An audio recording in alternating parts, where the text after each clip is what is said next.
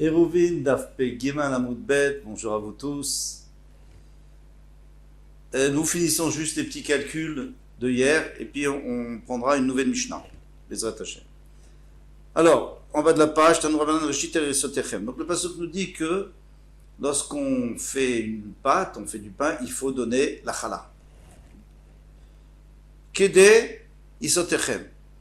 Donc la Gemara nous dit, il faut qu'il y ait un shiur, qu'il y ait un shiur minimum, une mesure minimum. Mais quelle est votre pâte? Combien c'est votre pâte? Où est-ce qu'on a vu que que chacun avait une mesure pour toute la journée? C'est dans le midbar, on recevait la manne. Et dans la manne, c'était combien? Alors on va voir, les Kamaïsat Avidbar, dirtif, Omer, il y a écrit Omer, Asiri Taïfarou. C'est un dixième d'une Efa. Alors Efa, on va tout de suite donner les chiffres. Bezrat Hashem. Alors Efa, c'est 3 séides. Une CA, c'est 6 cabines commencées, un Kav, c'est 4 login, et un log, c'est 6 betsim. Donc automatiquement, Efa, ça fait 72 login. D'accord? Asiri Taïfa, maintenant un dixième de Efa. Ça fait 7,2 login. Maintenant, 7,2 login, on veut le multiplier par 6 pour arriver à savoir, parce qu'on compte toujours en betsim, en volume d'un œuf, eh bien, ça fait multiplié par 6. 7,2 multiplié par 6, ça fait 43 et des poussières. 43 œufs et des poussières. Et 43 œufs, selon alors il y a une marque pour savoir combien ça fait. C'est entre le chiot le plus grand, c'est 2 kg 350 je sais pas, environ. Donc c'est le chiyuv de chala. Continue la Gemara. Mikan Amrou, c'est d'ici qu'ils ont appris que Zayin Revaïn, donc 7 quarts de cave, et puisque dans un cave on a 4 login, donc 7 quarts de cave, ça veut dire 7 login. Kemach, veot. Chayavet bechala. On est chayav bechala. Et 7 login, on a déjà expliqué combien c'était. En betsim. Shen, vav, shel Yerushalmit. Alors, quand on les a agrandis, les mesures, donc on a enlevé un sixième. On a rajouté un sixième plutôt. Donc, nous, on doit l'enlever ce sixième. Et donc, ça veut dire qu'au lieu de 7, ça devient 6. Bien. Shen, Chamesh, Shen Sipuri. Il faut enlever encore. Donc, ça fait 5. Maintenant, ça devient 5. 5 login. 5 login d'aujourd'hui, de Tsipori. Maintenant, ils ont dit que, d'ici on apprend que celui qui mange exactement cette quantité de 43 betsim dans la journée, eh bien, c'est bien, il sera en bonne santé, comme si dans le Midbar, Hachem avait décidé que c'est ce qui était bon pour la personne, c'est que c'est bon pour lui. Alors on va tout de suite se poser la question, car 2,5 kg, 2,3 kg, mais qu'est-ce qui mange 2,3 kg de pain? Alors on a deux réponses, c'est impossible de manger ça par jour, alors c'est... Eh bien, deux réponses possibles, ou alors c'est que c'était dans leur temps, comme disait le Yahavetz, il disait que dans leur temps, ils mangeaient beaucoup plus et ils travaillaient aussi beaucoup plus physiquement.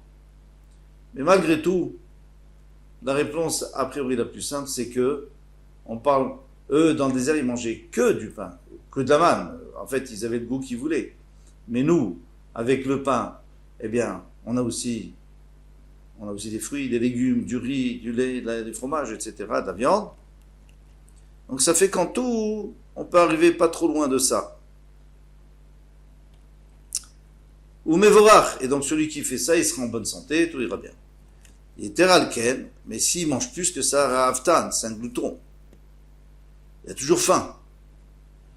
Pachot mikan, s'il mange moins, mais kulkat bemeaf, c'est-à-dire qu'il a certainement des problèmes d'intestin, il n'arrive pas à digérer, donc il n'est pas en très bonne santé. Avec ça, on a terminé le calcul de la chala. Matnitin. Alors pour la nouvelle Mishnah, on va donner deux petites introductions. Première introduction. La configuration des Les maisons n'étaient pas comme aujourd'hui, bien entendu. Les maisons étaient beaucoup plus basses. Et ils n'utilisaient pas de matériaux qui étaient si comme du béton, si puissants comme du béton. Donc, quelle était la possibilité? Il y avait une possibilité d'avoir un étage, donc de 2,50 m ou de 2 mètres, et un deuxième étage. Il y avait aussi une possibilité que le premier étage était à moitié sous terre et avec des fenêtres, bien des petites fenêtres, et le deuxième étage était plus bas. Donc le premier étage, peut-être qu'il arrivait jusqu'à 1,50 m, et le deuxième étage, eh bien, il commençait à 1,50 m ou même à 1 mètre. Ça, c'est les deux possibilités qu'on va voir dans notre Mishnah, dans notre Gemara. Maintenant, il y a encore comment on fait pour monter à l'étage. Il y a encore deux possibilités. Si on parle d'une maison que le premier étage est un peu sous terre, et donc que le deuxième étage est très bas, alors on faisait tout simplement une mirpesset, un genre de balcon, et le balcon il était disons 1,50 m de haut, on montait avec une échelle, et de ce balcon on rentrait directement à l'étage. Maintenant, si l'étage était à 2,50 m, alors on mettait un balcon, qui était aussi à 1,50 m, et du balcon il fallait encore une échelle pour monter. Donc il y avait deux fois des échelles, deux petites échelles. C'est toujours mieux qu'une grande qui fait peur. Maintenant, deuxième chose qu'il faut savoir, c'est que on a déjà vu, on va le revoir maintenant, surtout en détail, c'est que lorsqu'il y a deux chatzerot, il y a deux cours, ou alors il y a deux endroits qui appartiennent à deux personnes différentes, eh bien, et chaque chatzer à part, ou alors ici, en l'occurrence, c'est le chatzer, c'est la cour, et la mirpesset. La mirpesset, le balcon. Donc, ils ont fait un hérouv, chacun, le balcon a fait un hérouv entre les maisons d'étage, et entre les maisons du chatzer, ils ont fait un hérouv. Mais ils n'ont pas fait d'hérouv entre le chatzer et la mirpesset et le balcon. Alors, qu'est-ce qu'on va faire? Eh bien, on n'a pas le droit de porter de l'un à l'autre, c'est évident. Maintenant, lorsqu'on va avoir un rocher, un poteau, qui est... Alors, ça dépend de la hauteur. Est-ce qu'il est plus proche ou plus facile d'accès pour les gens du Khatser ou plus facile d'accès pour les gens de l'étage? Et alors, on va donner des noms à ça. Le nom de pétard, c'est-à-dire qu'il y a une porte, c'est-à-dire que c'est facile. C'est comme on avait dit entre deux Khatserot, s'il y a une porte, on peut très bien faire un hérouv avec les deux en même temps, c'est pour tout le monde. Donc là, et si on n'a pas fait d'hérouv, alors là, c'est un gros problème. Alors à ce moment-là, chacun à part. Alors on peut appeler ça pétard. Donc si c'est facile d'accès, ça s'appelle pétard, que ce soit pour les gens d'en bas ou d'en haut, c'est pas une porte du tout. Maintenant, on appelle zrika, c'est-à-dire qu'il faut jeter par-dessus, c'est que c'est pas facile d'accès. Et c'est par exemple s'il y a un mur qui est un peu élevé, plus que dit Fahim. Et la troisième chose, c'est shilshul, c'est-à-dire il faut descendre. C'est-à-dire s'il y a un creux, il y a un creux un fossé entre les deux, ou un puits, on va voir en l'occurrence, et il faut descendre avec des cordes pour aller puiser, ou alors pour descendre des affaires au fond. À ce moment-là, ça s'appelle shilshul. Très bien. Maintenant, on peut commencer la Mishnah. Et ça ira beaucoup plus vite. Anshe Khatser, Anshe Mirpeset. Donc il y a des gens qui habitent dans le Khatser et des gens qui habitent dans la Mirpeset, dans ce balconnet. Chez Shachrouv et Loïrvou, ils n'ont pas fait des rouves entre eux. Chacun a fait son rouve à part avec les gens de sa cour ou de sa Mirpeset, mais pas entre les deux. Eh bien, Kol Shigavoyut Fachim, maintenant tout ce qui est haut de dit Fachim. Un rocher, un monticule qui est haut de dit Fachim. La Mirpeset, ça appartient à la Mirpeset. Pourquoi? Parce que pour les gens de la Mirpeset, c'est beaucoup plus facile d'accès que pour les gens du Khatser. Pourquoi? Parce que c'est plus que 10 Tfachim. Alors admettons, on va dire que la Mirpeset, elle est à 15 Tfachim, disons. Donc, 10 Tfachim, moi c'est difficile, je dois lever l'objet, tandis que lui, il se baisse un peu et il peut l'attraper facilement. Alors déjà, il faut donner une introduction que Rashi va nous donner beaucoup plus tard dans la Gemara. Pechet, il va nous dire que dans les Khatserot, on avait l'habitude de mettre des objets lourds. Parce qu'en réalité, 10 Fahim, c'est rien du tout. 10 Fahim, c'est même pas la hauteur de mon bras. Alors, 10 Fahim, c'est 1 mètre. Alors pourquoi on dit que ça s'appelle difficile? C'est Zrika, il faut jeter par-dessus, ou on appelle ça caché, c'est difficile. Et moins que 10 Fahim, ça s'appelle noir, c'est facile, ça je comprends. Pourquoi 10 Fahim? Eh bien, tout simplement nous dit Rashi, parce qu'il y a des objets très lourds. Il y avait par exemple des jarres, des objets très lourds. Eh bien, ces objets, c'est difficile de les lever. Pachot mikan la chatzer. Mais si maintenant ce monticule il fait moins que 10 tfachim, alors bien sûr, ça appartient au chatzer, et les gens du chatzer peuvent porter là-bas, et pas les gens de la mirpeset. On continue. Chuliat abor. Alors maintenant on a un puits qui est profond, hein, toujours 10 tfachim de profondeur, mais il y a un rebord, et qui est haut de 10 tfachim. Alors, ve'asela, shem gvoim asarat tfachim, ou alors un rocher qui est plus haut que 10 tfachim, la mirpeset, c'est plus facile d'accès à la mirpeset, donc c'est eux qui l'utilisent en Shabbat et pas les autres. Pachot mikan, si c'est moins que ça. La chatzer, bien sûr, si c'est moins que 10 tfachim, c'est le chatzer. Tout ce qu'on a dit, c'est si c'était proche de la mirpeset. Aval memoufleget, mais si c'est loin, alors c'est fini, ils ne peuvent plus l'utiliser, c'est compliqué pour eux l'utiliser. Afilou gavoa, même si c'est haut de 10 tfachim, mais c'est proche d'eux, et je veux dire c'est proche en hauteur, mais pas en distance. La chatzer, c'est le chatzer qui va l'utiliser. Vezeu, smucha, qu'est-ce qu'on appelle proche? Quand c'est pas plus que 4 tfachim. Maintenant, on va voir dans la Gemara tout de suite que si c'est à égalité, bon, on va voir. Pshita, un cas simple. Donc on va nous apporter des cas simples que nous-mêmes pouvons résoudre. Hein, avec toutes les données qu'on a, on peut les résoudre.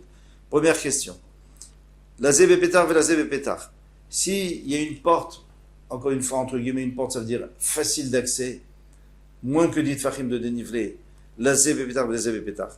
Disons que les deux peuvent y avoir accès, c'est juste entre les deux. Donc, c'est-à-dire que, par exemple, la mirpeset, elle fait 15 de haut, et le rocher, il fait 7,5. Donc, il est proche de tout le monde.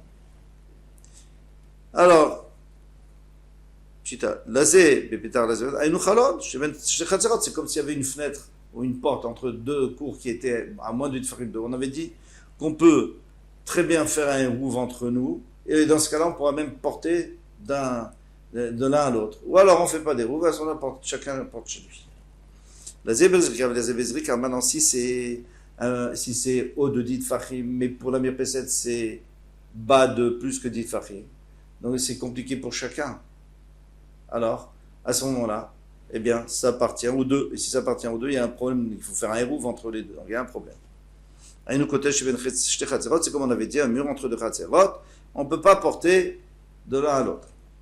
La zébé shilshul et la zébé shilshul. Maintenant, tous les deux, admettons que tous les deux soient obligés de descendre. Par exemple, entre deux chatzerot, et il y a un fossé au milieu. Comme on a déjà vu plus haut.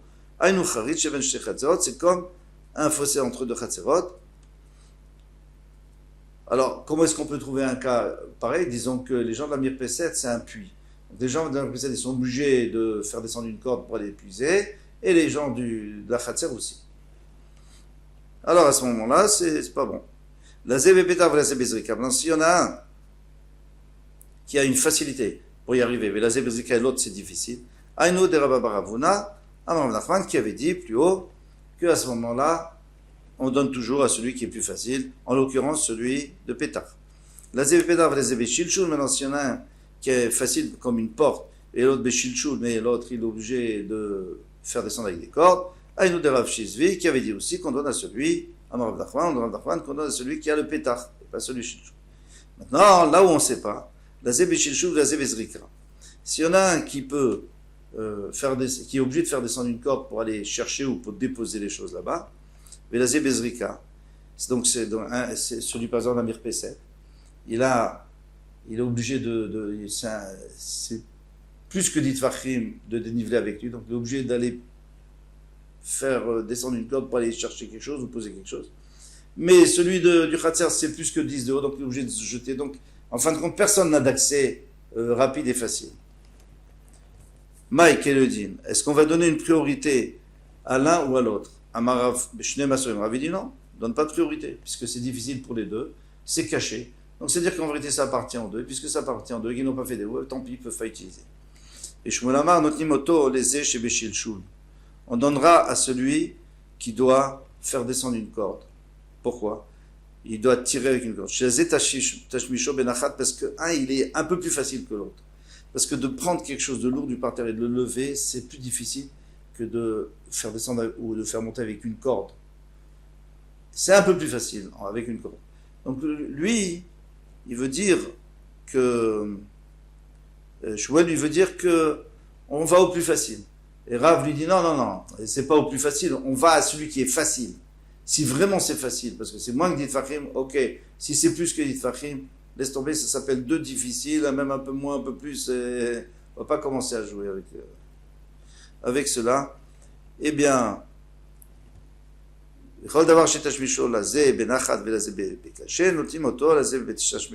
donc lui il considère, Shmuel, qu'à partir du moment où c'est plus facile, alors ça s'appelle benachat, c'est-à-dire c'est la facilité, et puisque c'est nachat, donc c'est lui qui a droit dessus et il a le droit de porter dedans.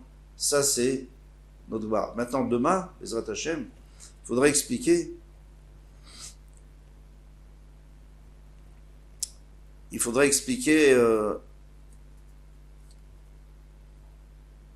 Dans les détails. Il faudra donner des exemples précis dans les détails. Et en fait, on aura même des preuves pour l'un ou pour l'autre.